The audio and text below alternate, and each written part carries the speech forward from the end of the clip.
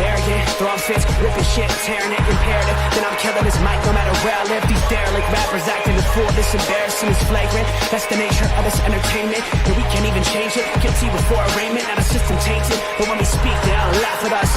And y'all wonder why I'm lacking trust. Try to fight a giant with attorneys that can back them up. That's church versus science, both sides start acting up. I'm late on my assignment, hopping up a mile high, climbing, obviously never silent. New alignment, I'm defiant, cannot describe it. Used to describe it as a young graffiti artist. Before the beard, I always got carded.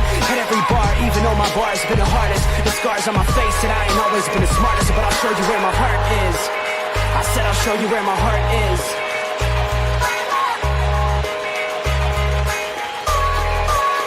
I can show you where my heart's at. See it on my sleeve. Even if the beat stops, my soul will not leave. If I never stood tall, nobody will ever see. I can show you where my heart's at. See it on my sleeve. I can show you where my heart's at. See it on my sleeve. Even if the beat stops, my soul will not leave. If I never stood tall, nobody will ever see. I can show you where my heart's at. See it on my sleeve. I can show you where the type of guy that would ride with the breeze. I'm higher than most people. I'm cold and icicle freeze. I'm liking to Mike Tyson. I'm a bison, a beast. I'm high like Jamaica, like right by the beach. My pops is from a spot where they're fighting for peace. 8 years old, out there watching people fight in the streets. All these sirens only make the violence increase. Yeah, we're still not loving police. It's that bright young American, nice, dumb, arrogant. Tight on a mic, but he might need a therapist. Heart full of kerosene, head full of fairy tales. Said that you're my homie, you don't know me, but I know you very well. Roll back on some West Coast shit. This whole track is wetter than your dress code kiss. About to hit the track, running on some retro fit. I guess I'll lit, I guess I'll bitch, now let's go.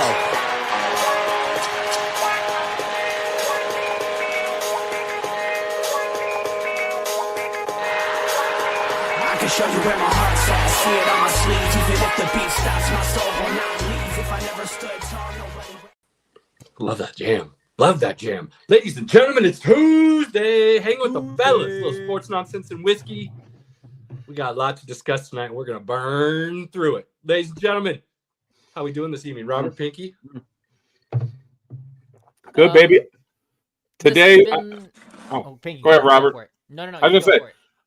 I only knew today was Tuesday because I was like, it's podcast day. I even had my manager be like, yeah, like tomorrow. And I'm like, no, like it's Tuesday. He's like, no, it's Monday. I was like, no, man, you were gone yesterday. It's Tuesday. And I know it's Tuesday because it's podcast day. It is definitely Tuesday.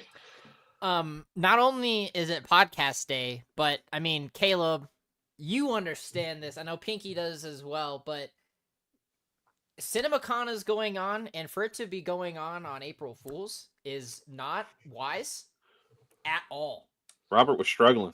How many times did I just post something in our group chat and be like, am I getting duped or not? Yeah. So, what source are we trusting today? This will come up at the end of the podcast, and there will be some major shout outs to help us out as well. But yes, it's been very challenging. There are very certain sources I go to for things. People who don't mess around and whatnot when it comes to a lot of this nerd fandom. I've actually been engaging with him a little bit online, not to a super high level, but something I'm trying to build for us. But he's a great guy. Has a lot of great information. He's got his own little nerd podcast I watch, and I get a lot of info from him and a lot of the recaps of episodes that come out. So I really had to basically put on my notifications for this one guy to ensure that, okay, this is like legit happening. I'm getting this from CinemaCon. It's legit. But that'll be towards the end of the podcast for the nonsense bit. But it was a rough day in the nerd verse to fight all of the bullshit, to say the least. Facts. Yeah. But we made it. We're good. We've got good info. So to be elaborated on this evening, ladies and gentlemen. Yeah, at least the last 30 minutes are going to be our nonsense. We'll say it. Well, yeah, it's probably going to be a little more, but, like our general format now going forward, hour and a half show, roughly an hour of our sports and whatnot, because there's a lot of sports. Oh my gosh, dude. So many sports. If it was up to Pinky, it would be football, maybe a little basketball, and we'd be good to go. But I have a disease that I have openly admitted and I'm aware of, and I don't try to hide. And that is such that, as Pinky said before, if quarter flipping was the only sport left in the world, I would probably have more knowledge than necessary in such. So, I mean, NFL does consume about 8 months of content. I guess I'll let you have a couple months. I appreciate that, my guy. And So there it is I all year will round. make sure we still get all the other sports. So if there's anybody else who cares about anything, we'll at least touch on it. I promise. And then, like Robert said, he's got plenty of nonsense. So hour-ish sports, last half hours are nonsense. WWE has kind of gone into the end of sports, beginning of nonsense. It kind of totes the line a little bit for us. So Sports entertainment. Yeah. You know, ESPN is not just sports, ladies and gentlemen. I hope you understand that title used to mean something. So that's where we're headed. To kick us off tonight, we are going to stop with the prolonging of and get right into the March Madness and the tournament that is glorious in all ways. Is it madness? Is it chaos? So I will argue, and I'm glad you asked that, Pinky. I will argue, yes, it still very much is madness, because the likelihood of all 4 1 seeds getting to the Final Four has only happened once before in tournament history, 2008. Also when it was in San Antonio, go figure.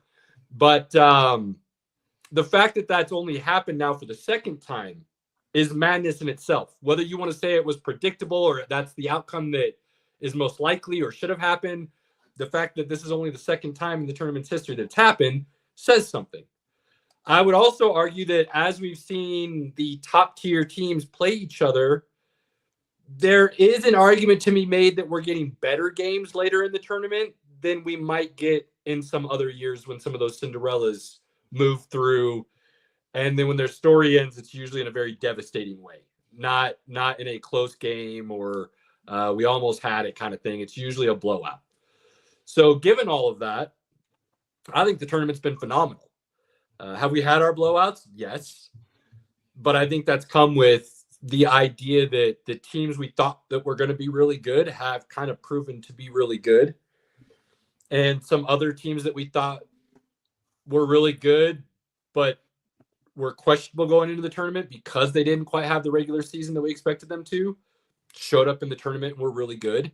UConn, I'm kind of looking at you. They had Florida beat until they decided to change the way they were playing offense the last 7 minutes of the game. And then Florida came back and hit money shots, insane money shots to get themselves back in that game and then win. Went to the next round, Sweet 16, and blew out. Drawing a blank on who they played now. But anyways, they blew out their Sweet 16 opponent, and then they played the Elite 8 against Texas Tech, and by all accounts, they should have lost that game too. And Texas Tech just couldn't hit the shots. Florida came out again and hit shot after shot down the stretch, and were able to pull it out in the end. Florida, I would say, is kind of the wild card in the Final Four. And I say that because it was a lot of people's tournament favorite when the tournament started because of the way they ended the regular season, the way they went through the SEC tournament. But I don't feel like they've lived up to that created hype throughout the tournament. Nobody has them as the favorite anymore. Nobody's looking at them as the team to beat at this moment in the tournament when the Final Four starts. I was never as high on Florida. And part of that is because I didn't see a team with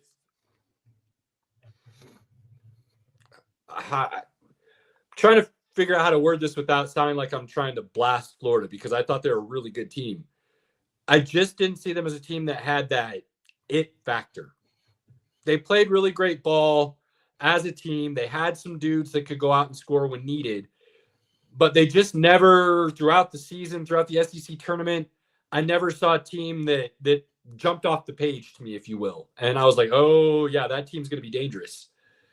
And I talked about how I felt the SEC was overrated the entire year. Everybody had them as the best conference in the country this year. And it was propping up a lot of those teams and games based on that thought process, well, if this is the best conference and these teams are playing at this level and they're all ranked at this level, they're going to be really good. Yes, they got half their teams past the first round. Yes, they got more teams into the Sweet 16 than ever before, and so on and so forth. But now they're down to 2. Auburn was a title favorite when the preseason started, so it's no surprise to see them here. Florida won the SEC tournament, walked through it, really, and are looking really good still. They're not playing bad ball, but they have almost lost to UConn in a way, almost lost to Texas Tech in a way, and had to have these second halves and really last 5 to 10 minutes of the game stretches where they just went lights out of nowhere. It could be argued that neither one of those teams they played in Texas Tech or UConn are great defensive teams, which allowed Florida to kind of make those comebacks. That's not necessarily the case when they play Auburn or, Houston or Duke on the other side of the bracket if they do get to the finals. So they can't allow that to persist. Auburn, like I said, preseason number 1, I believe, in a few polls, were a title favorite coming into the season. If they weren't number 1, they were in the top 5. Like, they've been highly rated all season. The idea that you have the 2 SEC teams playing to get into the finals, I love, because we're not going to get an SEC possibility of a finals matchup, which I love. Because you're a hater. I love it for the sole purpose that I don't believe that would then be the 2 best teams in the country playing. And not because I think the SEC is slightly overrated. I still think those teams are really good.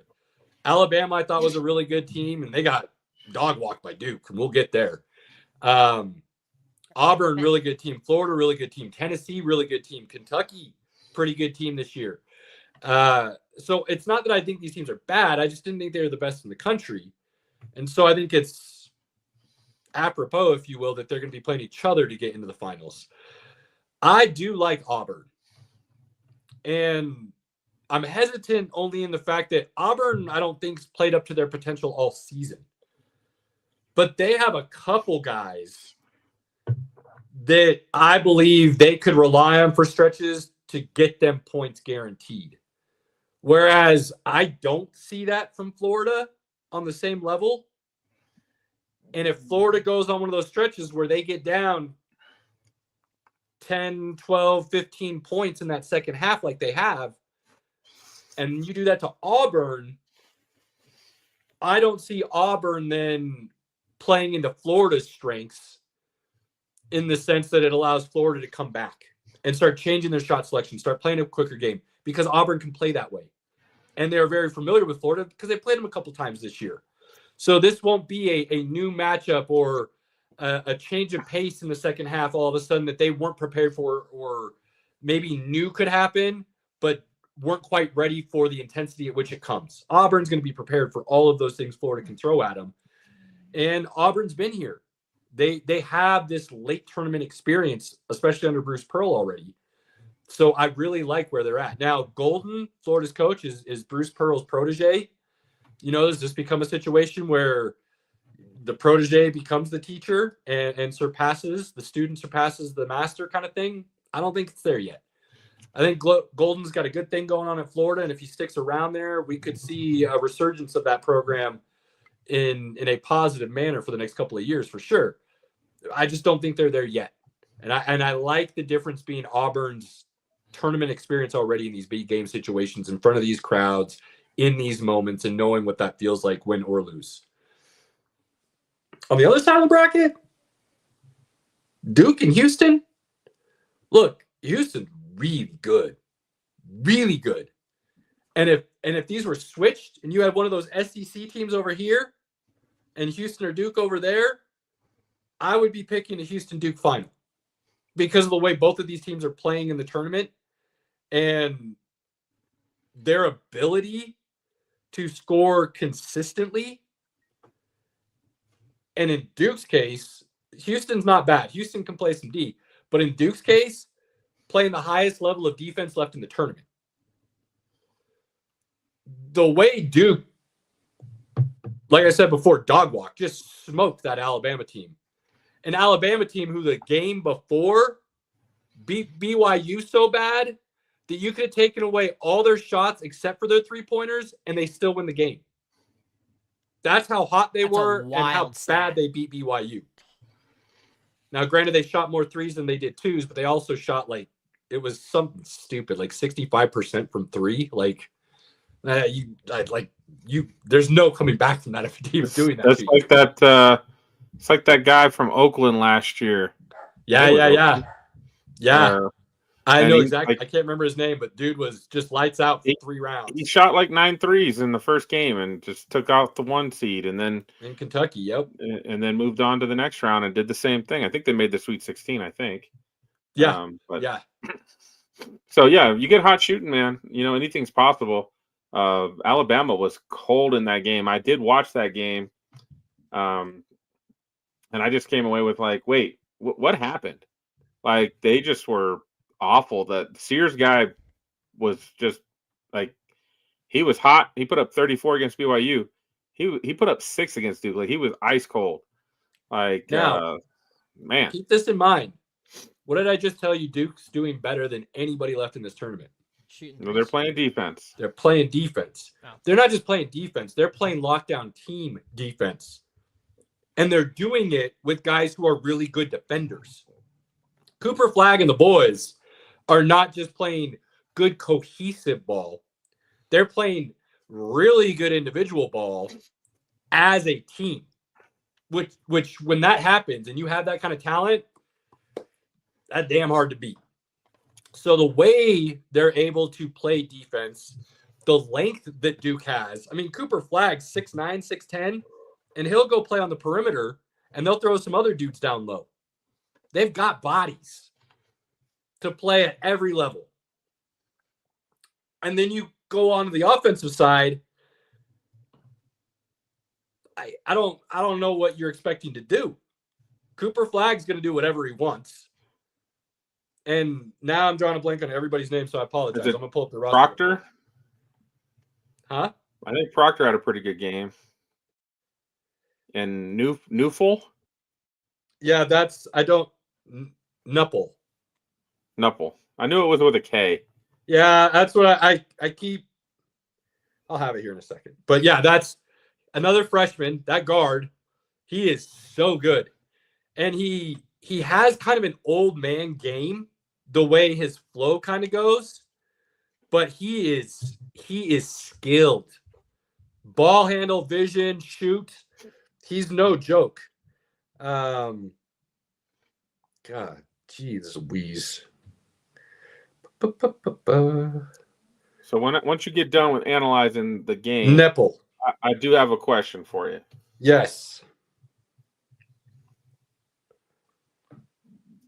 Go ahead. Oh, are you ready? Yeah. Okay. I didn't want to slow down your roll. So there was a lot of chalk in this tournament, as you even mentioned last week, and again the 4-1s made it.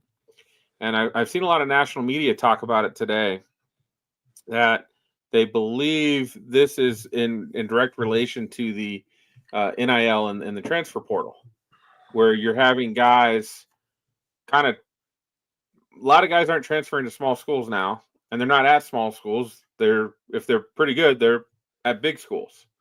So you're seeing the big schools get a lot of the talent, which then is going to kind of keep that chaos to a lower level than we have seen in the past. What do you think about that? I think that's ridiculous. The only way I see that truly changing is if the NBA finally dumps their one and done requirement. Then as you see more upperclassmen staying and building those foundations with the younger class, then I could see it maybe creating an issue. But people are acting, this is, hey, what happened yesterday? Let's make this the hottest news ever and run with it. They act like, again, bias plays a point, right? Again, this is only the second time in tournament history all 4 1 seeds have made the Final Four. It's not uncommon for a tournament here and there, and I've talked about this with you guys before. It's not uncommon for a tournament to have every so often chalkiness to it. So for them to act like, oh, NIL's here now in the transfer portal, and they act like the top schools weren't poaching the mid-majors and the JUCOs all the time before anyways. This was always still happening. It's just you're seeing more people dip into the mid-major to look for talent than they did before. But you're going to have less guys likely to stay at those mid-majors and JUCO level because of the NIL. So you're not going to get a lot of those Cinderella stories because they're just not going to have the talent that they had in the past. I think that's why I understand what you're saying, and I've heard that argument. This is where I would counter. The JUCO and the mid-major guys that transfer are usually 9 times out of 10 upperclassmen because they had to develop a little bit before they broke out. And they usually break out, I would say 9 times out of 10, in the tournament. So these teams are still going to have their opportunities to make those runs and still get to the dance and do some damage before they lose that star.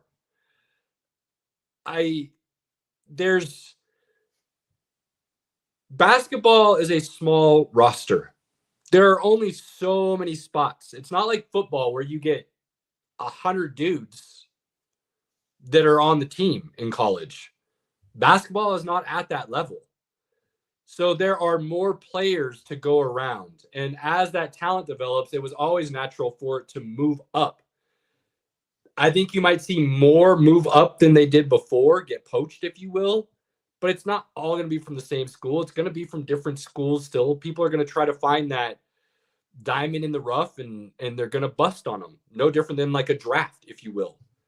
So what you might see is less of the true freshman teams put together, like you're seeing right now at Duke, like you always saw with Calipari in Kentucky. The one and done guys, I think you'll see a lot less of that, and those guys will get spread out more than just being on one team because these coaches are going to be looking for some of that experience to bring up. So I think there'll be a lot of moving parts. I think there will be some changes. I don't see this hurting the Cinderella-esque stories of the tournament going forward, though, at least not in the immediate future. Can't say I agree with that, but we'll have to see. I think money's playing a big game right now where a lot of people are playing, and you're just not going to have that same athlete that just has the epic madness run. I think people are underestimating the amount that was already happening before it just became public and legal. Like, I mean, it's on a different level now than it was in the past, Caleb. I'm not going to say it's not, but the only reason I think... Well, yes, athletes have been getting money for years, but their level of what they were getting is nowhere near what it is today. I mean, as you've mentioned many times, this is generational wealth, and it's stupid to pass it up, which is 110% correct. I mean, you are almost dumb to say no. Oh, now, yeah, there's absolutely. even the argument, I know some of the CSU players were even talking about that this last football season, but that's a whole other topic. Regardless, I really do think while the immediate future, maybe not right away because NIL is still relatively new to some degree, but I think eventually the Cinderella story will be obsolete in madness. I put it on a 5-year track. I give it this next cycle of incoming freshmen, and the Cinderellas is over. It's just not going to happen. I think people are underestimating the difference in the game of basketball compared to all other sports. I mean, there's a reason you have movies like Hoosiers. This has been a staple of basketball since its But inception. you're not going to get a Hoosiers anymore because You they're going will. to follow where the money's going. You'll still get teams that are able to play as a team versus teams that play as individuals, regardless of talent level, and they will get beat. It's still, this has been ingrained into this sport since the very beginning of the sport. It's not a sport, and Pinky and I have talked about this a lot in the past. You get 1 or 2 guys that are really damn good and can take over a game, and everything changes. Or you're just a team that can play lockdown defense, and everything, like, basketball is a different animal compared to soccer and football and things of that nature, where the talent more than likely will win out. football that can be played with a little bit depending on the team dynamic, but basketball, you can get a team and they just make a run, and it just is what it is because everything's able to click and move, and you're relying on less people compared to those other sports to do that. And I think that's part of the equation. You hold on to that dream, baby. Look, here's the other thing. By the time it would ever get so bad, there's no way that there's not going to be regulations set in place. And if they would just listen to my stupid ass, they'd have these regulations already set up and there wouldn't be issues to begin with. You limit transfers, you create salary caps of sorts with the NIL that only the collective can pay out. If guys can get money on their own somewhere else, let them go do it. They can have agents, no worries. But schools are maxed at certain dollars, and there's ways to avoid these things very easily and very quickly. It's just not going to happen because the NCAA is a complete joke. But no, I have no concern about the Cinderella and the tournament going forward, at least not the way things are right now. I don't see it being an issue. Time will tell. We'll find out. All We'll revisit this a year from now. All right. Moving on from the Final Four basketball things, what's next? The Yankees cheating? Duke Auburn. Yeah, everybody good with that? Duke Auburn. I mean, yeah, I see that. Duke, yeah. Absolutely. Duke's taking it all, man. It's just that's what's happening. Well, so. We said that at the beginning, but I told you to just follow Cooper Flag for 3 years. So wherever he ended up, that was going to happen. He just happened to go to the most dominant program in the country. He's got some pretty talented guys around him that are. Oh, don't get me wrong. I'm not trying to diminish Knuppel and God dang, they got two big centers. Proctor. No, Proctor's the white small forward guard. They got two big boys down low. Totally drawing blanks on everybody's name tonight. It's okay. I forgot their roster. There's been a lot of talented dudes that are helping Malik Cooper out. and Ngongba. Two big boys down low. So I just, yeah, you're not wrong, Pinky. They are loaded. James is really good as well. So I think I saw an NBA mock draft, an early one, that already had like 4 of these Duke guys getting drafted. It'll be interesting to see. I would actually be surprised right now if Knuppel went into the draft. I see him coming back another year. Could be wrong, but I see him coming back another year and only bolstering his stock. Oh, man, that NBA money is. I know, but now NIL allows you to. It allows guys if your agent's like, hey, you're a first round pick, like you go, like that. That's it. You go. I don't know, man. No. First round compared to lottery is a big deal in the NBA. So if he can come back and then go lottery the following year, that changes a whole lot of things. You know what I mean? So we'll see. But Duke's loading. The whole roster is just really good. Quick hitter, and then we'll move into a more long topic again. I was given permission to talk about this again from the powers that be, that are our hockey insider, if you will. Oh, okay. And I was told that my curse is no longer an issue, and I'm allowed to formally discuss this again. I've kept my mouth shut for, almost 3 months now, Pinky? Mm-hmm. Alex Ovechkin is now 4 goals. He scored tonight. He is now 4 goals away from breaking Wayne Gretzky's goals record, which... Is 4 break it or tie it? 4 is to break. 5 was to break it as of the game starting tonight. He scored, so now it is 4. He plays on nationally televised games tomorrow, Wednesday. If you have any ability to be in front of a TV, turn on that hockey game and watch the Washington Capitals, specifically Alex Ovechkin, to see if he can get 3 away. Because the likelihood of him breaking this record, which I said he would do this year, and our hockey insider Cody said it's not happening. And then he got hurt, and I was told to shut my mouth because the curse hit, and I could ruin all of this. Cody said no longer an issue. Go right ahead. Let the people know they need to pay attention and watch because history's about to be broken. Well, he ain't hitting 4 tomorrow, but no, but you can still watch the lead up to. It's like watching the home run chase back in 98, 99 with McGuire and Sosa. Once they got to like 45, 50, you were watching every single one, even though you knew it didn't break the record, just because it was like, I'm going to watch this run that they're about to go. That was fun. That was a fun year. So that's kind of what this is. And Man, if you're a hockey nut, you already know this and you're well aware of it. If you're just a regular sports fan, go pay attention because it's really cool. You were still this dude's about to break the great you, ones record. What you're welcome for that, Pink. Pink. To be the greatest sports athlete in all of history. He's about to break one of those records, which is crazy. Absolutely crazy. So go watch Alex Ovechkin and the Washington Capitals play tomorrow night. It's not as crazy in today's hockey, based on they've really changed the game up to allow more scoring. And the guys are a little more talented with the puck today than they were back in the day. So I don't think it's as crazy. And, you know, who knows, we might see this record fall as well. He might not hold it as long as Gretzky held his. But Gretzky scored so many goals in a really different time than what it is today. So, again, he'll break it, which is awesome. It's a good story. Gretzky's still the man. Yeah, I mean, all the other records he has, the points record, the assist record, like it's absurd. Side note, if you weren't aware, we also have another generational talent playing in the league still that is an all-time great, maybe top 10 all-time. Kind of hard to imagine he's not. And that's Sidney Crosby.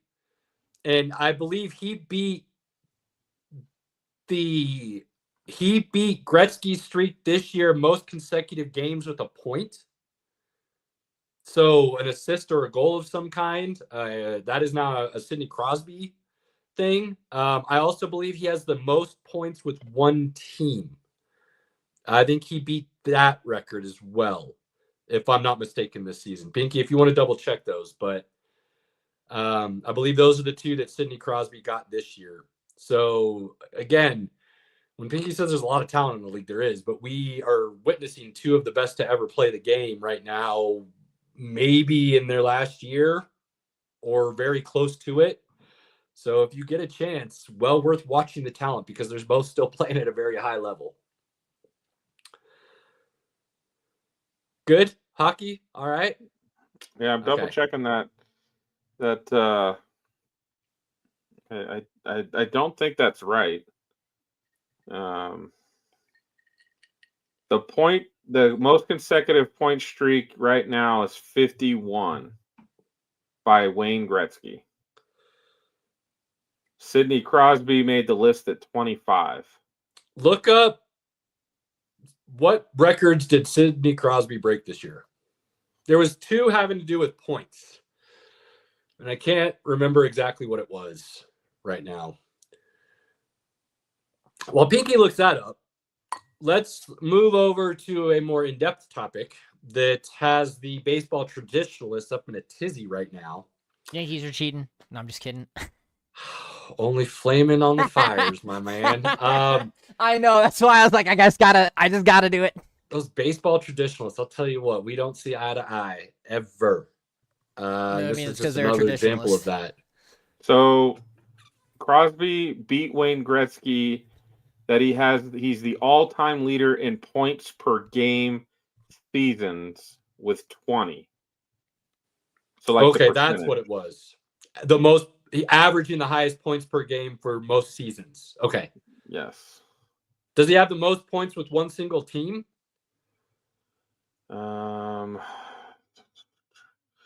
He does have another record that he holds. He has the most points by a player in their 30s. Okay. Maybe that was it. I knew there was something to do with points in a couple records that he had. Sid the Kid, amazing. Absolutely amazing. Couple Stanley Cups. Again, all-time great talent. I think he's probably top 10. I would be hard-pressed to not put him in there. And that's, honestly, you could have, arguably, I think you could put 3 Penguins, depending on your preferences. You could possibly put 3 different Penguins in the all-time top 10 in Lemieux and Yager and Sidney Crosby. I'm gonna have to reach out to Cody about that one. I think there's an argument for that to be made. So, baseball. High five. Let's go. What are we doing? What are we doing that people are so upset that and it's because it's the evil empire doing it. They weren't the first, but okay, they're the ones that are having success with it right out the gates. Torpedo bat. Guess what? MLB said it's legal. And why? I mean, look, I'm not going to get into all the things I've talked about with baseball and changes, but why it's taken so long for somebody to manipulate the bat to put the majority of the wood in the sweet spot, basically, in the barrel where most of the contact occurs? I don't know. Oh, wait, yeah, I do. It's because I will bet $1,000 of everything I own that the unwritten rules of the good old boys behind the scenes said if you manipulate the bat, whether it's within the rules or not, we're going to blackball your ass. So don't touch it. And now we're in 2025 and things are a little bit different. Somebody came along and said, yo, I'm a really smart dude. And I did a little bit of research and I said, if we do this, we might have a little bit more success. And somebody finally listened. They're like, we'll try it. We'll see what happens. And of course, it had to be the flipping. And then go figure, they have some success with the new equipment. They, again, is well within the rules and regulations of what MLB wants to see for their bat parameters. Isn't Aaron Judge not even using one, though? Aaron Judge ain't even using one. And he's got batting the hottest in all of MLB right now. But it's not necessarily meant for an Aaron Judge, who is arguably the greatest right-handed hitter in the history of the game. It's meant for dudes who aren't the best hitters, who don't make the best solid contact, who don't connect with the sweet spot every time. This gives them a better sweet spot, a better chance at contact. And maybe the Rockies might be good. No, we don't. No. You didn't. Okay. No, we don't. Okay. I mean, we don't mention that name on this show. I will continue to bring it up every once in a while. Okay, well, since you did, let's just sidetrack real quick. Mumford is an idiot and said about the dumbest thing he possibly could this last week in saying, oh, we're at a disadvantage because we can't spend as much money as the upper echelon, and we're in this middle bottom, and we can't get out of it, and we're screwed. I read that and locked my phone. I was like, I can't. I just Worthless can't. Worthless owner. And there's a couple of them out there in Major League Baseball, but he's if you can't afford it, sell the team. So I'm sure there's some rich dudes from Saudi Arabia that'll be more than happy to buy the team, and they have enough money to pay the players. So it's not wrong. Let's get off the Rockies. It just makes us sour. Anyway, next. I don't think my Braves have won a game yet either. So yeah, well, unfortunate for Pinky. So the fact that, again, it's within the parameters of what baseball says has to be met for the bat to be legal. Why nobody's tried this, we'll never understand. I know why. I just told you why. The unwritten, the good old boys, the traditionalists, they got issues with anything that somebody tries to do to change the game. Because it's been the exact same for 150 years. And why does it need to do anything different? And it was perfect the way it was. Like it didn't change a bunch before it got to where it is now. And then somehow that game that kept evolving of baseball all of a sudden just stopped evolving in perpetuity. And somebody was like, yo, this is the final product. Never touch it again. Until recently. And now we're finally getting some new blood, some fresh air into this system. And you're seeing a little bit of change. This is why I love this bat so much. Not because it's got heads on the floor rolling. Not because it upsets the traditionalists. Or it finally is something I've been asking for, which is some innovation or some change or something to try and find an edge. It's because I believe, at least this is my hope, that it's going to create that, I don't even want to say old school baseball, but just the, to me, more exciting style of baseball, which is putting the ball in play. We're no longer going to be seeing strikeout or bust, as in home run or strikeout. We're going to see guys hitting the ball and putting it back into the play. We're going to see singles and doubles and guys trying to steal bags and move the runners up. That's what I'm hoping, something like this. And it's so early. And it's not that it was a... Oh, go ahead.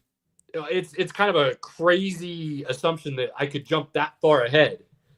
But from this little sample size we've seen, that is what I'm going to take as my grand extrapolation, that we're going to start moving back towards that brand of baseball. And that is exciting for me. Do you I mean, not that it was a big statistic or a real achievable goal to begin with, but because of these new bats, does this impact the possibility of any more perfect games? No. Part of the reason this is happening is because pitching is so absurdly good right now. But at the same time, I think the bigger threat to the perfect game is the fact that, there's maybe only a handful of dudes who still pitch, and they're considered dinosaurs now and on their way out, that can go a full 9, can throw a complete game, and I'm thinking Scherzer. Well, and keep in mind, like, even if you Verlander, even if you can still throw the whole game, they typically still pull you. Well, it depends on your pitches, the score. I mean, there's a lot that goes into it. They won't pull you during a no-hitter. Most of the time, they won't pull you during a no-hitter, but they will pull you for not making a complete game, even though you could do it. Yeah. So I don't know, Robert, and in fact, I would say, as I'm sitting here thinking about it, that thought process, I think it's more likely, if it goes back to that it would be a better possibility to see that than it is now, because when guys are swinging for the fences, they can get that kind of lucky connect pitch that goes out of the park and ruins everything. Whereas if you're really trying to bat for contact and just put the ball in play, and you're not trying to just swing for the fences, it's a more controlled batting approach, which could allow for a team that maybe a pitcher's really on and the balls just aren't in the position to get good hits, and the defense is in the right position all night, might be easier to get that luck, to get that no-hitter or perfect game if we went back to that. Could be argued. Not saying it would be, but I could see that being the other side of that coin. Makes sense. Okay. Good so arguments. I am all in favor. I'm very intrigued to see what happens. So, I mean, this guy, from what I've heard, went around to a bunch of different clubs, specifically this spring. It was kind of like, yo, here's what I got. Anybody want in? And only a handful of people took him up on it, and the Yankees. Well, I mean, the Yankees had good bats to begin with. It's not like they were bad hitters, but now you're giving them something that allows them better contact in the most likely contacted part of the bat. Kind of seems like a no-brainer to use it, doesn't it? Yeah, buddy. I don't. There are so many variables to a bat. Like, I believe it can be up to like 42 inches long. It can weigh up to, it's like 36 ounces or something like that. The widest part of the barrel has to be, a certain like 3 inches or something like that. The narrowest part of the bat has to be a certain area. It's like under an inch or something like that. But in between there, it doesn't say where the wood has to be placed. Right. I mean, you could have the fattest, you could flip a bat over and bat with it the other way if you wanted to. If that was your cup of tea and somehow that made you better, you could bat with the skinny end and hold the fat end. There's nothing saying you can't do that. It's just the bat has to be a certain width and length and things of that nature within its scope. And this new bat fits that. Again, baseball traditionalists, why are you mad? Gloves have changed over the years. The ball has changed over the years. The bat can't look different. We can't modify that. We can go from our bare hands to different forms of gloves that all look the same for years. And then we can be like, you know what? The catcher might need something a little more specific. Let's make a catcher's glove. Oh, the first baseman actually is a little unique too. Let's give him a half catcher's glove, half fielder's glove. You know what? Outfielders, we like a really big glove because we like more webbing area so that we can dive and get over the wall. Infielders, we like those shorter gloves, right? And the we like to Yankees be are up on the saying they ball. like girthy bats. So, hey, I'm just saying, why is it such a big deal that we're looking at modifications of the bat? It's stupid. Baseball is crazy, man. Just crazy to me. they all And I need a love the little more sport, grit. Pinky, right? Love it. But if I talk with a baseball person, I get told I know nothing. I've never watched the game. I'm an idiot. I just think there's a lot of things baseball could do to make the product better, make the sport more fun. And we're about to see what happen next year. I will tell you right now, robot umps are going to be the game next year. By next season, I feel very confident that we will see robot umps being for home plate, right? Yep. Yeah. For outs and everything. I've said for years, I don't see why they don't do it. If you have the ability to get the call right, why are you not getting the call right? This idea that the human element is part of the game. Yeah, it is for the people playing it. The ref is only there because the people playing it can't be objective enough to do it themselves. Right. They're going to be Otherwise, cheated. the ref would be non-existent because the people playing it already know the rules. The ref's just supposed to be an objective observer to initiate that. If you can do that and get the call right every time, you don't need the human element involved in the reffing. That's not ever supposed to be part of the game. But people act like it's part of the game and it should stay. Stupid. If I could have basketball and football done completely by robot umps, and that meant the calls were going to be right, see you umps, see you refs, don't need you anymore. I just want to see the correct calls so the best players in the world can play the game the right way. And I mean, just because I wouldn't be doing this podcast properly if I didn't throw this out there, because we also have VAR in soccer, and that is so unreliably stupid. Well, it's because FIFA controls all of it and the amount of corruption within that system. I mean, they've shown VAR that was an obvious call, and they've gone the exact opposite way of what the video literally showed you.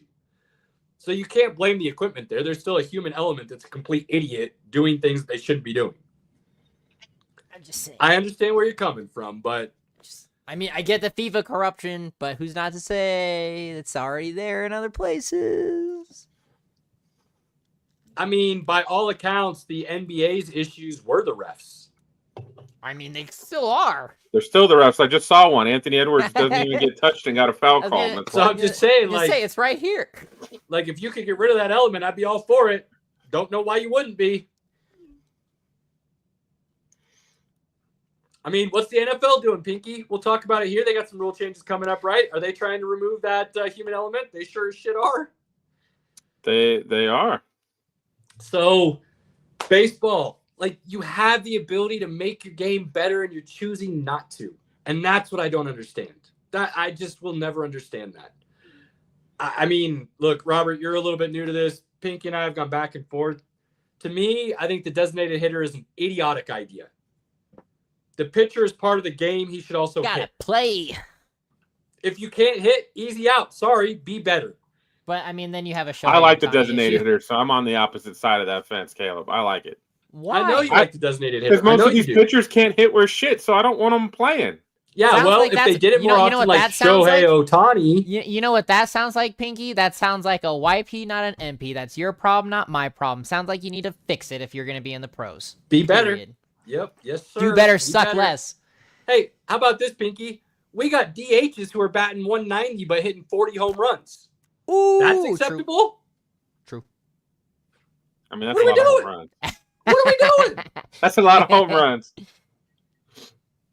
I mean, when you think about the amount of at-bats, though, if you're hitting below 2 and all you give is 40 home runs, I don't think that's an equal trade-off. Now, I guess it could depend on when those home runs are coming and how many runners are on base and things of that nature. But I would assume a lot of coaches would take that. So, yeah, I mean, that's kind of where I stand on that situation. The last thing I'll say about baseball and this is kind of to move us into all other sports and then into football and whatnot of whatever conversations we have next. Jurickson Profar of the Atlanta Braves was suspended 80 games for violating the PED, substance abuse policy for Major League Baseball. Like everybody else, for the most part, came out and said, look, I didn't take anything. I don't know what caused this test to be positive. I do tend to believe him in this situation because, as he said, he's been tested for like 8 years previously with never an issue. Right. It's not like he's coming off of an injury that he's been banged up before. He's had injuries and never had an issue. So I don't doubt that it just took the wrong supplement or the wrong vitamin or ate at the wrong restaurant overseas or whatever it might be. And now you got issues. Like, sorry, that's tough.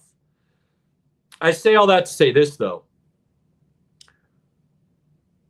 Why is it okay for us to shoot up athletes with every known drug in the world to get them back on the field, but it's not okay for the said athlete to take supplements to improve the natural human abilities? Why? I don't see the why. Not natural if it's chemically based. Don't give a shit. I don't care what it is. If it's legal, if it is a legal substance, why are we saying they cannot take something to improve their athletic ability? Legal by what But we can standard? shoot them up with any drug known to man to put them back on the playing field. Legal by what standard are we basing this? Federal standards. Okay. I just wanted to make sure. A lot of the supplements, a lot of the things guys are getting suspended for are things that are not illegal to have. HGH is legal now. Right. As far as medical practices are concerned. So, look, if we're being honest, everybody on the team could very easily have an HGH subscription from the team doctor, no different than their Toradol shot they're getting every Monday when they come into the facility. So why are we against this? Why is this not okay? Yeah, no idea. I've always been against it. I'm not in some cases, if guys want to take steroids to hit a baseball further, like, I don't know. That doesn't bother me any. I mean, I guess it's the same conversation because we all know what's happened in WWE in some cases. Right. Yeah, but I think everybody thinks of steroids as the old school roid rage, steroids, issues, long-term health. There's a lot better stuff out there to improve the human condition. I mean, there's, again, HGH. There is natural human growth hormones that only enhance the already natural abilities of the body. What we know long-term effects, look, yeah, we may not know all the long-term effects yet. But, again, you want to get a Toradol shot every Monday at 8 a.m., for 16 weeks in a row. Oh, man. Like, I'm pretty sure that's not going to be healthy long term. It's probably not healthy after the 4th week. Yeah, so I will continue to pound the table that this isn't me like, this is and I've heard people give this argument before. Make them beasts and super genetic modified humans that just go out there. That's not what I'm arguing for. What I'm arguing for, if there's an ability to give them, for lack of a better way of stating it, a natural ability for the body to be better, recovery, athletic ability, endurance. This isn't just, I'm going to hit the ball farther. This is, I'm not as tired tomorrow. So now I can perform at my peak physical condition for more days in a row. When you're talking about a lot of this, Caleb, all I'm hearing is I'm that little kid from Brooklyn. My name's Steve Rogers, and I took steroids, and now I'm Captain America, and I can hit balls out of every park without any issue. That's basically what it boils down to for me. Truly. So understand where you're coming from, and I think a lot of people have that view, and I don't say this to be belittling Robert or derogatory in any way. No. But to me, that's a very myopic thought process. And the reason I say that is because Steve Rogers, if you want to use that, wasn't athletic and became athletic. He became overly athletic, and it would, I mean, had he gone out for sports, it wouldn't have been. That's not the natural thing that happens, though. Sure. You don't get some dude who couldn't play basketball before, and he's like, "I'm gonna go take some steroids." Well, Now all of a sudden, I can go play basketball. That's not how of course, this works. we don't live in the Marvel comics, No. but You still have to have the already God-gifted natural ability to play Absolutely. said sport, which means if everybody's doing that already, and they're now all have the ability to do the HGH, you might see some guys improve a little bit more than they otherwise would have, and some guys stagnate maybe where other guys slide ahead of them kind of thing. But overall, you're still going to have basically the same people that would have played the sport still playing the sport. They don't make you better at something that you weren't good at. Right. That's not the way it works. Barry Bonds could still hit a baseball. He just could hit it a lot farther after steroids. All right, we got 4 minutes before we switch. So what else do we got? Formula One. They're in Japan. We'll talk about it next week probably. Pinky, we got to discuss the rule changes real quick. So there wasn't a lot of major rule changes.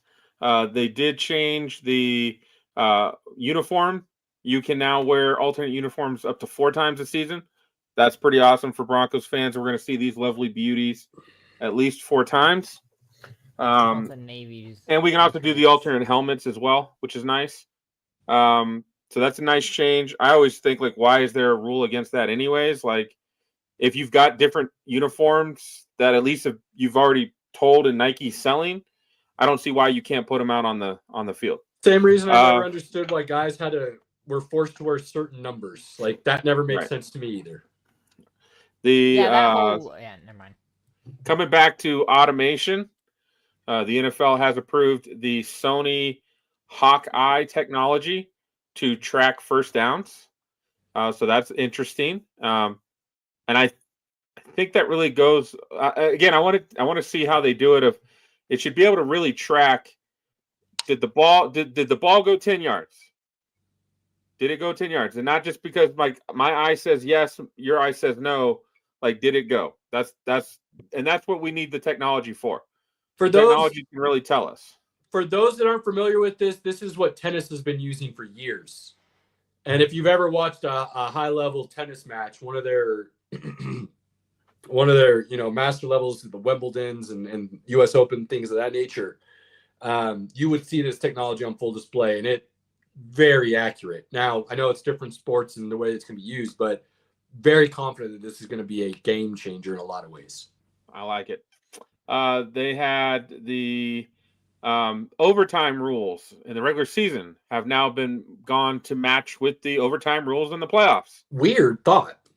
Like, it just makes sense. Like, if it's a rule in this, like, I think I heard Sean Payton. It may have been a different coach, but one of the coaches was asked at the meeting, "What do you think about it?" And he's just like, "Well, I don't like the idea of when we make the playoffs, I now have to have a meeting to tell my guys of the different rules that are in the playoffs. Like, it should be the same."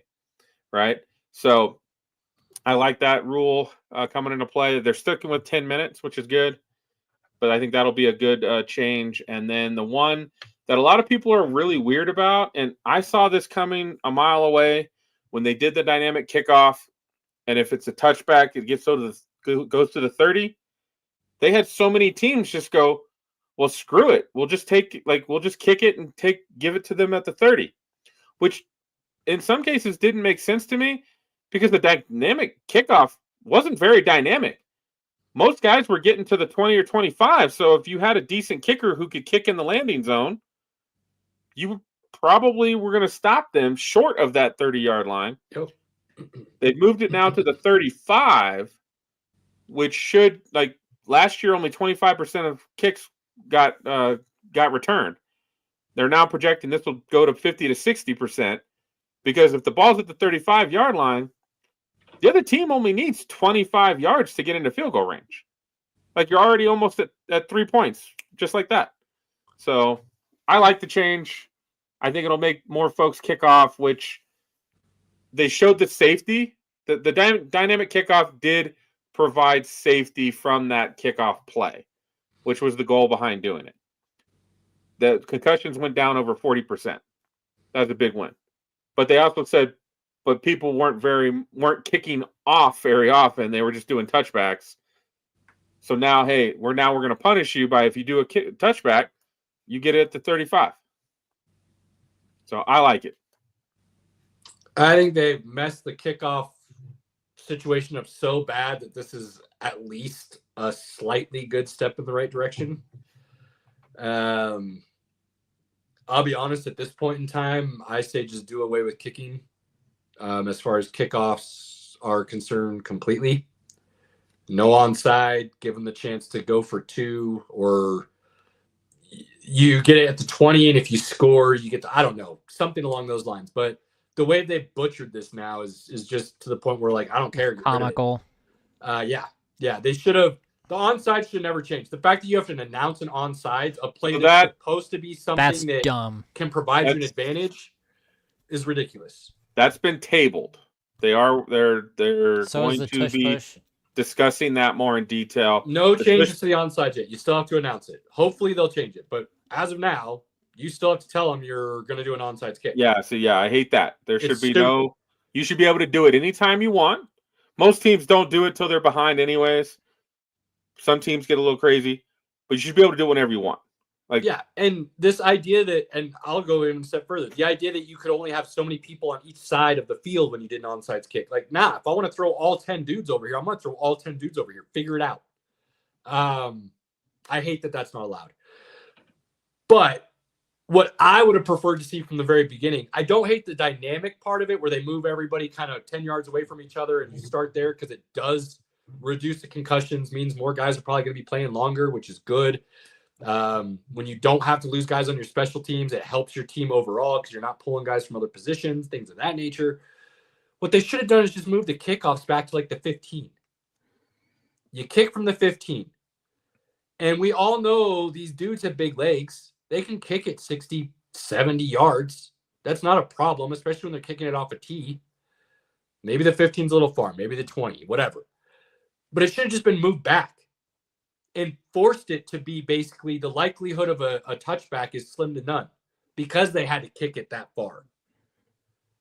They've changed it so much now that this idea of the 35 is just comical, like Robert said. So I hope it does what they're intending. I don't think it's going to be perfectly honest with you. I don't think the numbers of kickoffs are going to spike that much. Kickoffs that are returned, I should say.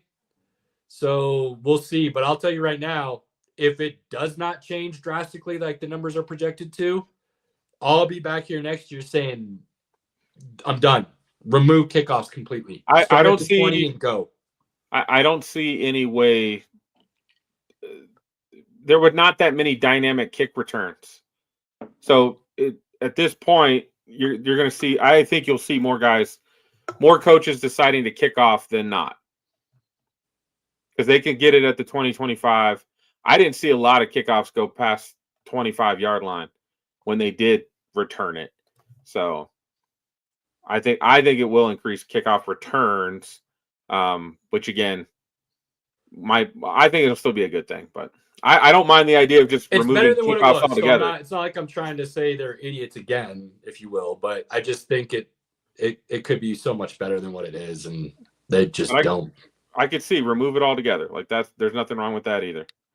So then what do you put in place of it then? You just start at 20, you score, the other team starts at 20 and you go. Something like along those lines. It's that simple. And then for the onside opportunity, you do something like a 2-point conversion-esque kind of thing that allows the team to, you get a 4th and 15. You get one chance to gain 15 yards. If you get that, you get the ball back kind of thing. Robert, you said something really important there. Boring. And that's why they've tried making changes to the kickoff, because the kickoff used to be exciting. Doing away with it completely would just make the game over. Like it takes the fun out for me. Why? I love watching the kickoff because you never know, because you get those chances. But again, nobody's doing it, so why even bother? Exactly, and that's half the problem. But that's half the problem. The guys are so good at kicking the ball, they can kick it so far that they were kicking it out of the end zone for touchbacks. So then they were like, okay, what do we do now? Okay, we move it back to the 30. Because it used to be you kick off from the 35. They moved it back to the 30. guys now are kicking just as far and they're able to do it more. So then they're like, okay, the kickoff is still a dangerous play. We got to make it safe. That's where they came up with this dynamic kickoff. But even now, when the guys were actually kicking so you could return it, you're not really getting returns. So is it really exciting? Let's be honest. I think that's why I mentioned earlier, like if you at this point, I would say to even keep the kickoff in, you limit the amount of touchbacks because there has to be some controlling element with that. Because Caleb, you and I both well know that there is some capacity you can control the power of your kick. So you can. So I've got a lot of issues with that. To do that, Robert. It's not that they can't or that they won't. It's that they were advised not to. The game plan said kick it out of the back of the end zone. It's dumb. So even though the NFL is changing this rule, they still have the same rule in place. They just moved it up 5 yards. Like, I don't think it changes things as much as they think it's going to. And when it's all said and done, the one thing the NFL has proven year in and year out is they are very comfortable with familiarity. And familiarity for a lot of coaches is just kick out of the back of the end zone. We're going to let our defense go out there and stop them. We're not as concerned with if it's the 30, the 35, or the 20. This is what we've always done. This is our game plan. This is what we're going to continue to do. Now, you will have those few outliers who are innovators, who are younger, they're creative, they're willing to take a risk, if you will. And they'll say, dude, you're my guy. You're my kicker. You can pin it inside the 5, 10 yards away from the sideline every time. Kick it right there every time. That's dangerous, though, because then if it goes out of bounds, it goes to the 40.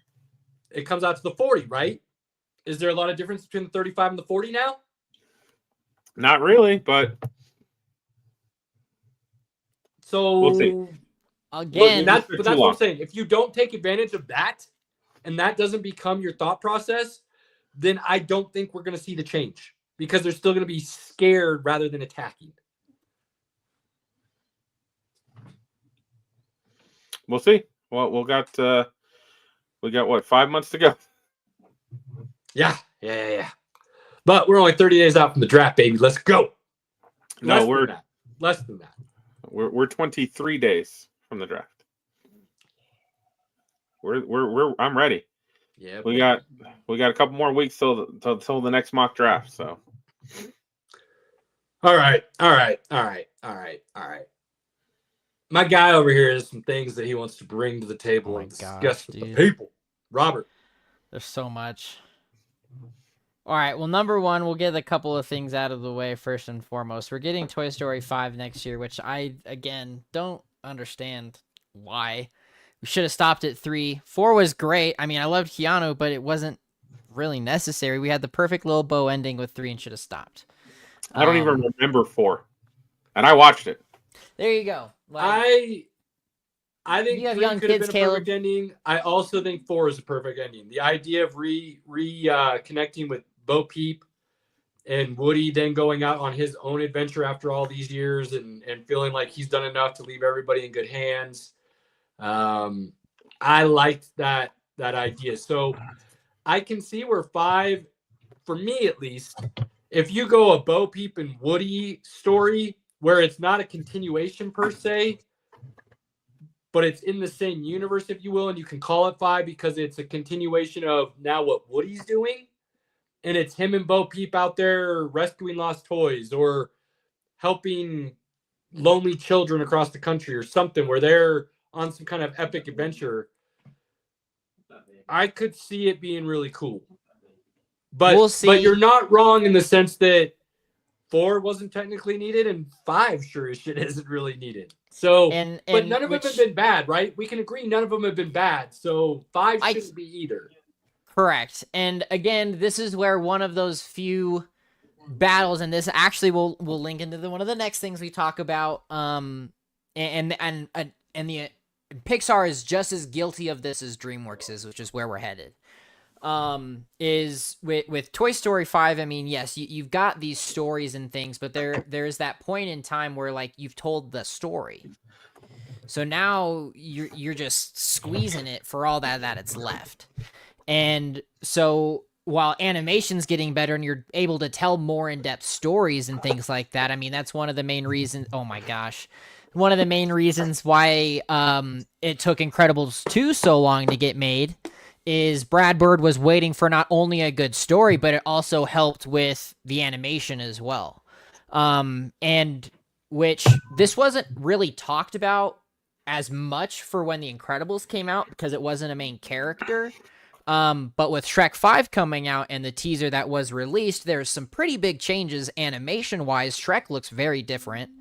And what happened to the other Shrek children? I mean, they're bringing in an original character, which I'm like, we left him with 3 kids. So what happened here?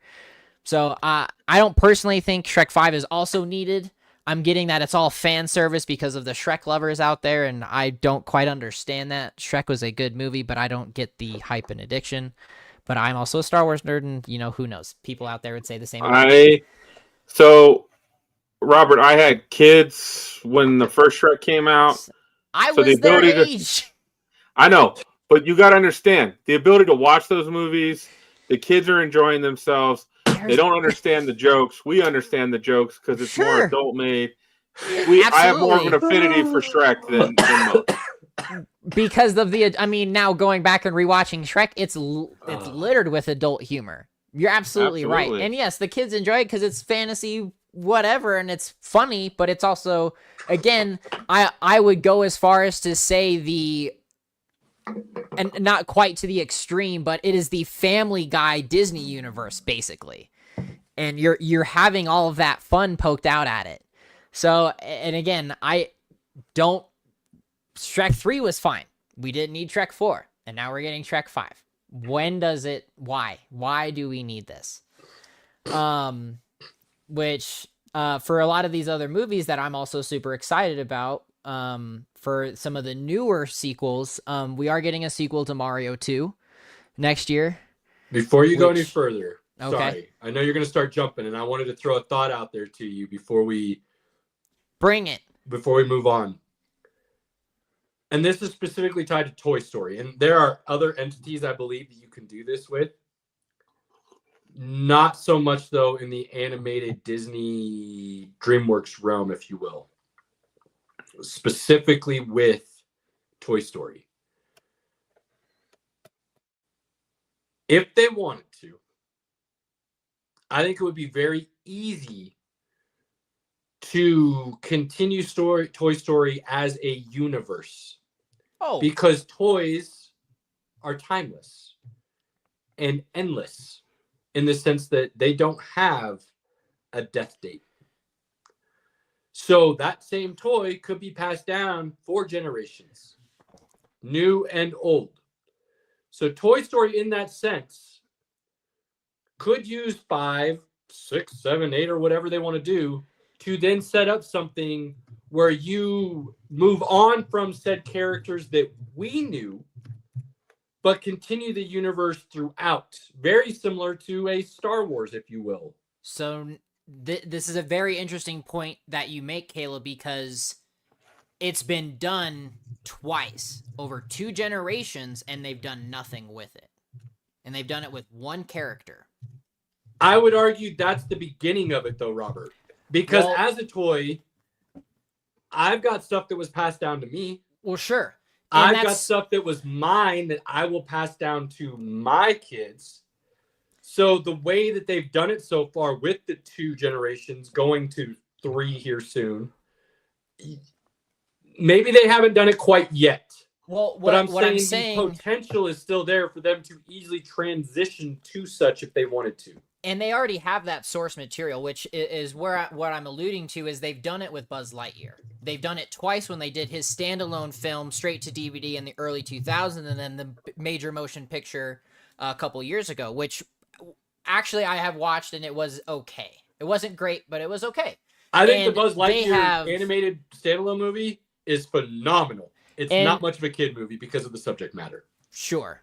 And that's where you have a lot of these stories, like, okay, Buzz Lightyear's storyline, his toy line, you could tell, and they're telling that universe. So who's not to say you go back and do that with Woody and some of these other characters and introduce that? And that would be killer. And that's where I think and this is where you meet Hollywood crap, is those original ideas aren't getting out there. Or if they are, Disney's not taking, they're like, no, we're just going to do another sequel because we can bank on it. And I will say my parents actually really have somewhat put me on to watching this finally, is the new Mufasa movie. Watched it with my kids this last weekend. And why I was against it, because I'm like, nobody asked for this. Nobody wanted a Mufasa movie, let alone a live action CGI movie. If you're going to do it, give me the animated, but I'm there for the story. Now, they're telling me that the CGI holds up great and it actually is a decent story. Maybe I'll watch it, but again, it is a somewhat original story to a point. So who's not to say that you actually go with that and do better stories? Who's not to say you tell the glory days of Mr. Incredible and Elastigirl and whatnot? So I get your point, Caleb. I see where you're coming from. I would enjoy those more and those risks more if we actually got them, rather than the fifth goal and what. You're not wrong. You're not wrong. Now, with Toy Story, if they go the route I hope they go with the fifth movie, and that kind of becomes what they do, that could set you up for all of those things.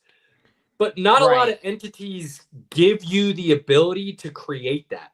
To go into from a single story that could have been left alone, and Toy Story 1 could have been the only movie we got, and it would have been fine, and it would have been epic, all-time great. But it's morphed into the ability to allow you to turn that story into a universe. Right. And not very many things let you do that. And I think that's where this specifically, why I'm kind of excited about Toy Story 5, is because of the ability to where they could be doing these movies and my kids could grow up showing it to their kids. And that idea is really cool to me. And you know, with that being said, and using that actual thought, and instead of actually going into Mario, I'll go this direction instead. And I hate saying this because I'm not a big fan of the original, or of the original movies. I like a couple, but the Hunger Games movies are actually killing it with that. And the CinemaCon, they just released the new Hunger Games book, which is based off of Woody Harrelson's time in the games. And his voiceover and stuff was actually in the announcement trailer today as his character. It looks phenomenal. The last movie, I have my problem with it because when I watch a movie like that, I don't really think of like lighthearted things. There was a lot of singing and kind of weird moments to it that I'm like, okay, this is kind of off. But if I put them up to the other movies, that movie is by far my favorite. And with how dark they went with this last movie, and knowing where Haymitch's story goes here, I'm actually thoroughly excited to where they tell this.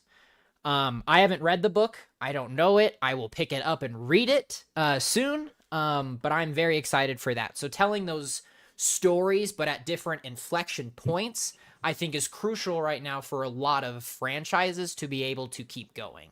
Well, let's be honest.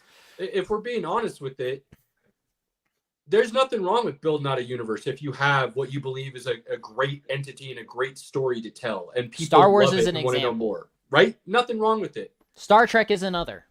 Absolutely. Absolutely. And I'll take it a step further. Robert and I, you and me have been talking about this for a while now and clamoring for the fact that we're not getting a lot of original ideas or stories being told in Hollywood.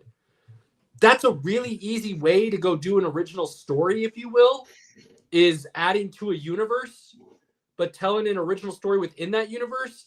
And that could be a really easy way for us to get back towards more of storytelling in Hollywood. Absolutely.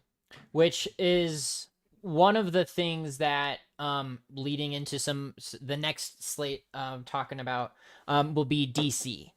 James Gunn is doing something that no other production company has, where if you are the character, whether it's animation, live action, TV series, video game, you are that character in this universe. So you will assume that character in any medium that character is presented in. So Clayface with Alan Tudyk coming out, I'm super excited for. I mean, he's a phenomenal actor. He's been in everything. And his Clayface from the Harley Quinn animated show and the Creature Commandos, and to go into this further, I'm super excited about. And with Supergirl, and the Game of Thrones actress coming out with that, and that also being the first appearance of Jason Momoa's Lobo, this is all happening next year. So DC is really ramping up their slate. Marvel is slowly building their new universe after the whole Kang blow up with Doomsday, which we talked about. Now we have Spider-Man Brave New Day, I think is what it's called, or something to that nature. So Tom Holland has now broken the curse and has now made a 4th Spider-Man film as Spider-Man with a Spider-Man title. So I'll be curious to see where that goes. I was mentioning it to you all earlier. It makes me wonder if this movie might flop because it's the 4th. Who knows? It'll be in between Doomsday and Secret Wars, which I also had complained that there were no Spider-Man in Doomsday, but that leads to Secret Wars. This may be how they do that. But personally, Marvel has a lot to make up for in a short amount of time before these Avengers movies come out. I've been hearing rumors that we basically already know, for the most part, the storyline now for Doomsday and Secret Wars based on some possibly little breadcrumbs left in the latest movie with which comic book was shown and kind of detailing possibly the not exact story, but at least the general direction at which this is going to be taken. So Planet, what the Fight Planet, I'm drawing a blank now. I'm not as well versed in this as I would like to be, but I'm drawing a blank. But yes, I know what you're like. That's what Doomsday story is basically going to be. They're basically on a completely different world. He controls this all mutant area where they're just basically it's basically like Sakaar, right? Only on a much more epic level. Yeah. Would that be a layman? Because it's not somebody the doesn't mutant know anything. island. Kind of best way to explain it. Yeah. Right. Ish. So I don't know anything about Secret Wars, so like I don't think that's going to be the Doomsday story though. Secret Wars brings in a lot, and they already screwed up the Skrull invasion, which helps with Secret Wars. So I'm very perplexed as to where this goes. Because they already let the cat out of the bag that's a thing. But Secret Wars is also a gigantic storyline that I don't know if you can do in one movie. And that's a big concern. I thought we already knew Secret Wars was 2. I thought that was already...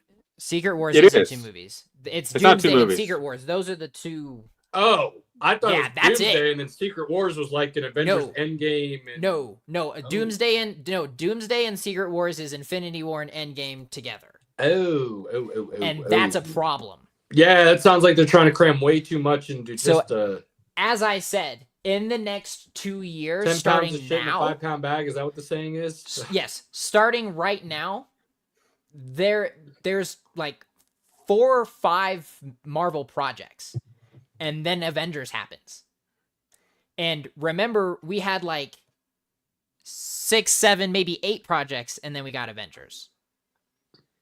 And then even then, that wasn't it. It was only like 3 before we got the first Avengers. So there's a lot, and there's a lot of loose ends that haven't been touched, and I'm concerned. Well, I mean, let's have a little bit of faith, Robert, because we both liked the way they wrapped up and tied the loose ends that they were forced to deal with in A Brave New World with the recent Captain America. And yes, but one of the biggest things that, and I mentioned it last week with talking about Electric State and the Russo brothers, is they have not had a project that's been successful since Endgame. And they were just given all of the money to make the most expensive movie in the entire world, and it flopped. I am excited, and I will have my butt in a seat in a theater opening day. Do not count me out on that. But with what they've been doing, with what's happened in Marvel and currently still happening, my faith is shaken, And personally, I'm taking my chips off the table from Marvel and kind of putting them more towards DC right now. Because DC is ramping up a lot of new things that I'm actually more excited for to see, because Marvel has left so much behind and have not touched. I don't disagree with you, but I am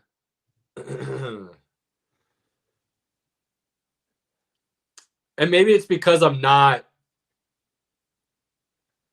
just a straight comic book nerd and I didn't grow up reading them and stuff. So that's probably where I'm coming from. But I think Gunn is taking a way bigger risk than people are willing to admit with the character selections that he's gone with to open up the DC universe. I think he kind of got a big head that Guardians of the Galaxy took off the way it did, and it wasn't necessarily a big Marvel entity. But I think him going against the grain, if you will, as far as what DC characters people usually try to bring out first, and him going with what he's going with, I think is his playbook.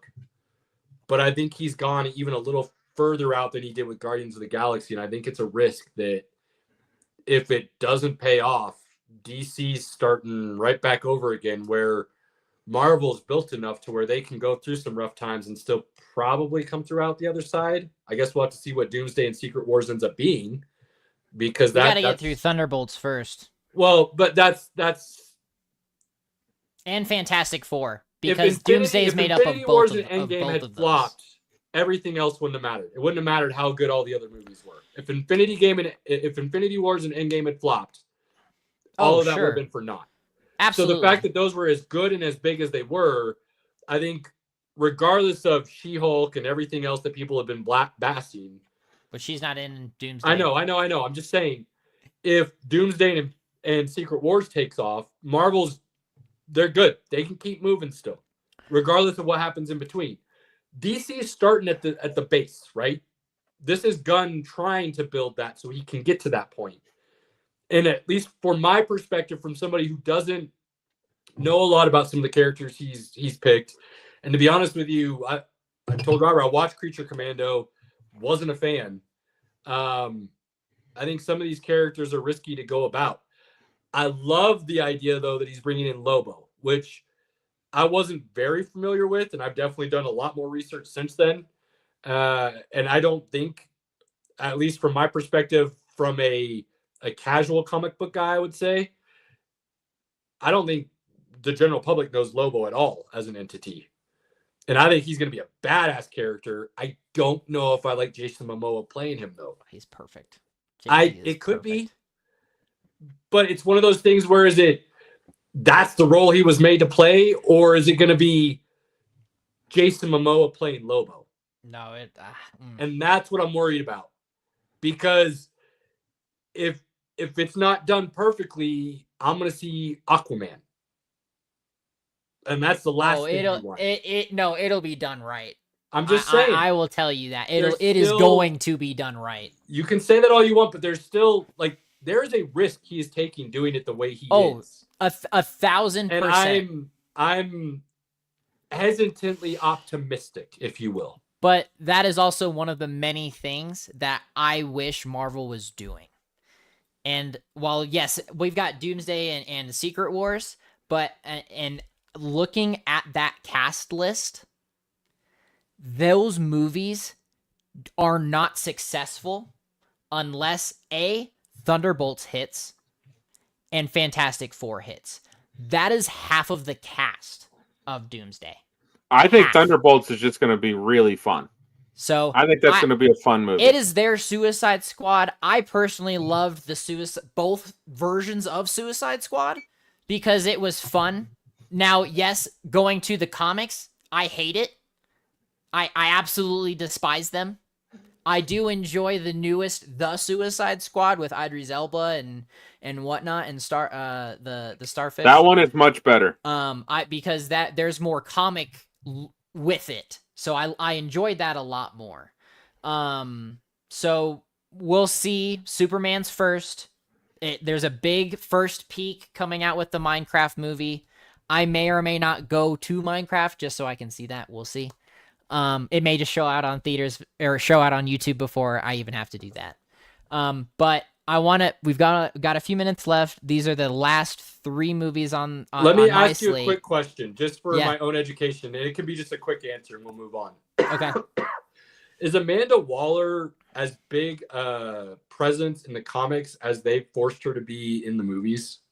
With a lot of the Suicide Squad stuff and things, yes. She's a big proponent in the government because she's pulling a lot of the strings. Okay, so the She's almost- Peacemaker, the Suicide Squad, she would be heavily involved in those. Absolutely. Okay. She's almost like Nick Fury. Nick Fury. Nick Fury. That's She, what I was well, thinking. She's the actually, connective tissue. no, I take that back. She's not the Nick Fury because that would imply that she's somewhat good. She's not. She's the Right, she's the chick So- from no, she's Thunderbolts. just the connective Oh. tissue. I Robert. understand what No, you mean, what Pinky. the I got hell you. is her name? Robert, you don't need to go that deep. I got you. I know where you're going. I She's in understand what Marvel. Pinky's saying. She's We're in good. Seinfeld. She's in March. Yeah, we're good. Yeah. I understand what both of you are saying, but that's all I needed to know. Cool. Next 3 movies. Appreciate it. So next 3 movies, and I will end with the only one that actually truly matters. So we'll just end with that. So first off, we're getting a Street Fighter movie again. I'm excited for that because the original is just as terrible as the original Mortal Kombat.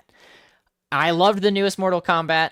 I'm excited for the sequel. I hope Street Fighter is going to be just as good. There was some redeeming qualities of that original Mortal Kombat. It was Mortal The Kombat original Mortal Annihilation Kombat that is sucked. better than the new one. I have it. I have both of them. They're I'll take great. the campy B-roll over whatever they try to do with the new one any day. I am so man. The The new one was bad. No, it wasn't. It was really bad. bad. It was. It wasn't so bad, good. but it wasn't good. It was really bad. But I am also excited because we're getting Carl Urban as Luke Cage. Yeah. That's gonna be interesting. awesome. Yeah. Can't be mad at That that. will be so good. Can't be mad at that. Yeah, so many good things with that. So Street Fighter, I'm excited for. Then we also have an interesting one. Masters of the Universe is coming out with Now, Jared this Leto. With Jared Leto. Be still my beating heart. yeah. If they mess this up, I'm gonna be so angry. So yeah, I'm hoping that this is good. The current He-Man and animated- Thundercats was my jam as a kid. the current animated series has been great on Netflix. Oh yeah, for the last dude. few years. With Kevin Smith doing it. Yes, I can't say I'm a big fan of Jared Leto being cast as Skeletor. I find that a little weird. But I actually will be really liked his optimistic. Joker. His I know Joker a lot was of great. people weren't necessarily a fan. I loved and his Joker, and I- if he was able to flesh that out, I think it could have been a fun iteration. His Joker was awful. And Caleb, you Wow. asked this question the other day. I'm not giving you any spoilers other than who's in it. Jared Leto is in the second Blade Runner. And again, he is also going to be in Tron this coming October. I am super excited for a lot of that. So that'll be fun. And then the final movie there's still plenty of other movies to talk about, but this is the movie that truly matters. The Mandalorian and Grogu is next summer, baby. And it is going to be awesome. As it doesn't matter, I will be seeing this probably double digits on opening weekend. I will probably not leave the movie theater. I will see it multiple times. I'm gonna maybe have to see that one in theaters. That Caleb, it'll be a thing. That one might get me to theaters. As much as I like to watch Yeah. at home, that Let's one do might it. get me there. Yeah, Let's like do- 5 months later. Come on. No, You I still think I haven't can even watched arrange that John one Wick to be 4. opening We can't weekend. even talk about John Wick because you haven't watched John Wick 4, and that's been out for over a year. That's That's next week. That's next week. I understand. I got a couple I little understand. ones. I think, fellas, over the last year I've done a pretty good job of catching up. You've done solid. I gotta finish Lord of the Rings. We're halfway through that, and then I will get John Wick done by next week. And I'm getting real close to being back to even with you guys until new movies come out, and then I'll fall behind a little bit. Oh, that's great. I love But it. next week we will be able to talk John Wick. I promise. Yes. Lot to cover. All right. I've got some final thoughts, but Pinky, what are your final thoughts first? I'm just gonna keep drinking, man. You guys keep talking. I'm just gonna keep drinking. Shoot. I mean, I got a lot to talk about. There's plenty. There is plenty. Final thoughts, sirs. Come on now. What do you got? Yeah, Pinky, come on. I got nothing. I am brain dead. I got nothing. Enjoy. This is chapter on his belt, and he checked out about 30 minutes ago, Robert. You guys went too hard on Toy Story, and I was out. Man. Oh, that's funny. Well, I guess final thoughts. Big things are happening within the next few weeks in this month. I will be off next week because I will be traveling. So you guys got to hold it down and cover some good nonsense for me. But then we can't even talk John Wick next week. We got to wait another week after that, eh? Dang it. No, I'm gonna have to make a special appearance. Never mind. I'm on for next week. It's just gonna have to happen. No, you're not, dude. I have to talk about this. You were out and about. Go have some fun. You're on vacay. No, it's gotta happen. I gotta talk about it. We'll But figure it out. If we need to wait another week, we can wait another week. But I'll be ready. The Last of Us starts on the 13th. And then as we are we are in the peak of Daredevil, which is not the reason why I'm saying this, because at the end of Daredevil, Andor starts in less than 3 weeks. That is it. That is the show. That will be the show of the year. I don't care. It will be the best show to come out. We'll see about that. That first season was so good. So good. Ladies and gentlemen, this is a fun time of year. We got so many different sports going on. Like I said, F1's in Japan. If you're in the States, midnight-ish, depending on what time zone you're in, 11, it's going to go 11 off. Mountain Standard, so that would be 1 a.m. Eastern. I think the race is at midnight, if I remember correctly when I was looking. Okay. I thought I was reading it today. Hang on. Either way, midnight-ish, check your local listings. It's going off in Japan, F1, a lot of fun. Baseball's going full speed now. Football's got the draft approaching. Final Fours this weekend. We've got the championship game next Monday. We won't even be able to talk about the championship game, but I've got Duke Auburn. I got Duke running it. And then we'll be talking a little Masters next week. Pinky's going to check out again. I got to talk Masters. It is what it is. I'll talk Masters with you. Next week you said? The Masters, it starts next Thursday. So we'll talk about it next Tuesday. Just see if Cotton will come on. We're going to talk to give Cotton. you I'm a tag team partner. I'm going to reach out, see if he wants to join us for a little bit. So there's a lot. NBA is coming to the end of the season. Regular season wraps up in a couple weeks. So that's approaching very quickly. Next week will be very NBA heavy because the playoffs will be starting. Outside of that, people, if there's anything you want to know, hit us up. If there's anything you want to talk about, let us know. Outside of that, do not take those moments with your loved ones, family, friends, inner circle for granted. Cherish them. Take advantage of them whenever you can. Jump on them and run away with them. To anybody that follows us, likes, shares, supports, appreciates us in any way, thank you. Till next week. Wow. Deuces. Peace.